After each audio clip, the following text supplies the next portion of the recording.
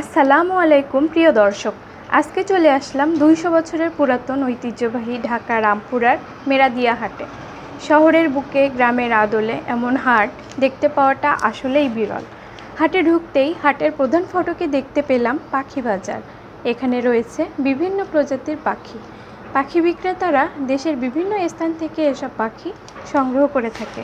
তারা সংগ্রহকৃত এই সকল পাখি প্রতি বুধবার বিক্রির উদ্দেশ্যে মেরাদিয়া হাটে নিয়ে আসে।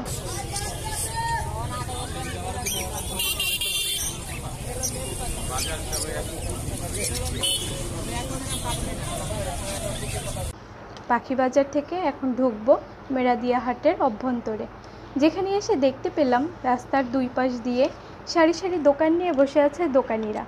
যদিও এই দোকানগুলো আগে রাস্তার উপর দিয়ে বসতো না, এখানে একটা নির্দিষ্ট জায়গা ছিল হাটের জন্য।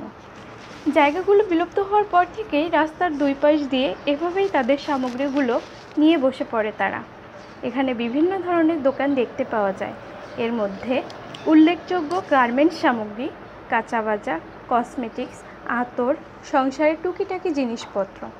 এখানে গার্মেন্টস থেকে বি গ্রেডের বিভিন্ন প্রোডাক্ট নিয়ে আসা হয়, যেটা অনেক সুলভ মূল্যে কিনতে পারেন ক্রেতারা। নিম্ন আয়ের মানুষ এবং মধ্যবর্তী শ্রেণীর যারা আছে তারাও এখানে এসে বিভিন্ন পণ্য সামগ্রী কিনে নিয়ে যায়, কারণ এখানে যে প্রোডাক্টগুলো নিয়ে আসা হয় সেগুলো সব শ্রেণীর মানুষের কাছে ক্রয় ক্ষমতার মধ্যে থাকে এবং এই সামগ্রীগুলোর গুণগত মান মোটামুটি ভালোই থাকে।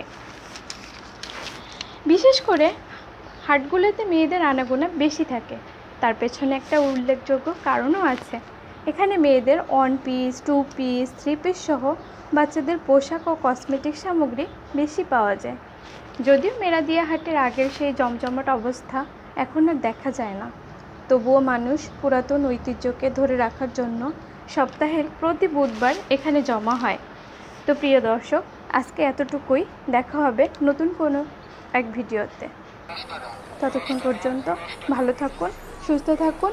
আল্লাহ হাফেজ।